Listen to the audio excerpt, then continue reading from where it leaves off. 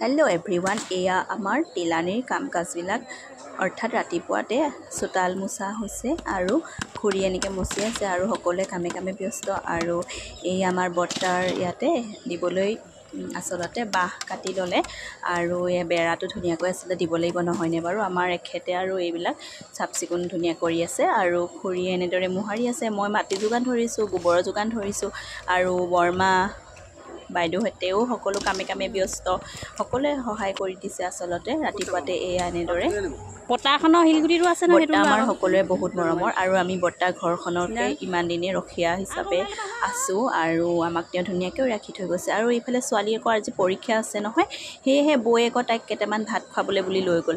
আৰু ইফালে আমাৰ ডাঙৰ বৰ্তাহঁতেও এনেদৰে লাগি আছে, ধুনীয়াকৈ কাম কাজ চলাই আছে। আৰু ইফালে ককাইদেউৱে আকৌ কলপাত কাটিলে, যিহেতু আজি তিলানী ইয়াত দিব লাগিব যে।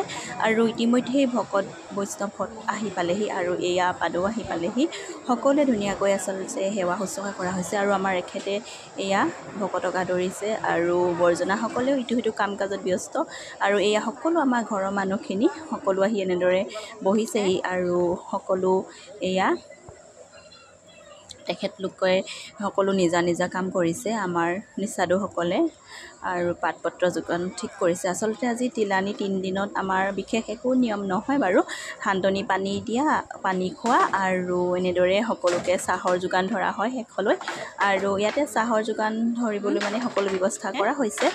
এয়া খুৰীয়ে সকলো চাফ চিকুণ কৰি আচলতে এইবিলাক আঁত মাৰি লৈছে তেওঁ। আৰু এইবিলাকে আমাৰ সেয়া আমাৰ বৰমাভাগৰ ভনীয়েক হয়, তেখেতে অলপ ইটো সিটো কথা পাতিছে সকলোৰে লগতে। তাৰপিছতে আমাৰ এয়া ভকতে আচলতে আমাক মাতিলে আৰু আমি তালৈ যাবলৈ ল'লোঁ। এয়া সান্তনি পানী খাইছে। এয়া আমাৰ টুনবায়ে বা হয়, আমাৰ বৰ্তাৰ ডাঙৰ ছোৱালী।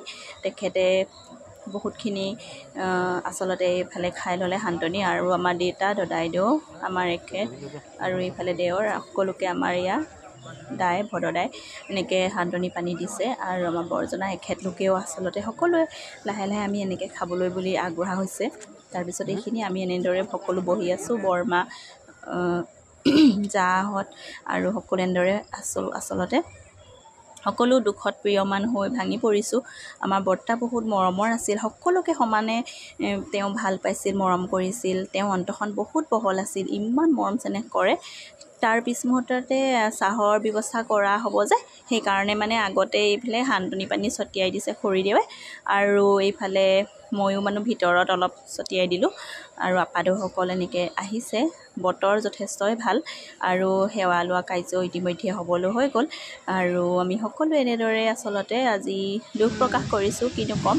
এয়া পৰিস্থিতিৰ সকলো নিয়ম তেখেতৰ ওপৰতেই নহয় জানো। এইফালে চাহ খাইছোঁ ঘৰৰ সকলোৱে, বহুদিনৰ মূৰত লগে ভাগে আচলতে লঘোণীয়া পেটত সকলোৱে এনেদৰে খাইছোঁ। আৰু খাই বৈ এওঁলোকে আজৰি হ'ল আৰু এনেদৰে সকলো ইটো সিটো কামত ব্যস্ত হৈছে।